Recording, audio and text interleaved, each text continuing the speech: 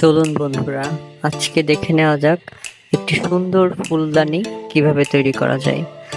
এটা বড়দের ফুলদানি। তো এটা তৈরি করার জন্য আমাদের একটা পট,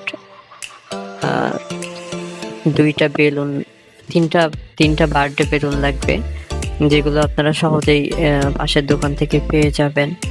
তো এই যে একটা কোটা, এই কোটাটা আমাদের প্রয়োজন। তো এটা দিয়ে হচ্ছে পেছন দিয়ে একটা ছিদ্র করে নিতে হবে।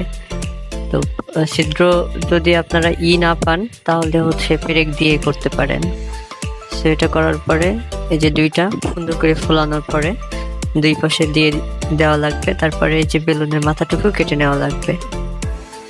এগুলো খুব ধীরে সুস্থে করতে হবে, তাড়াহুড়া করলে হবে না। দেন এখান থেকে সুন্দর করে হচ্ছে টেপ দিয়ে পেঁচিয়ে নিতে হবে, না হলে কিন্তু খুব সহজে খুলে যাবে এগুলো। তো আমরা এখানে এই টেপটি ইউজ করতেছি, আপনারা যে কোনো টেপ এখানে ইউজ করতে পারেন। তো এটা অনেক সুন্দর হবে, আমরা যারা ব্যবহার করি এটাই জানি। তো এখানে রাখার পরে আমি একটা হচ্ছে ফুল দিয়ে দিব। এই যে একটা ফুল দিয়ে দিলাম।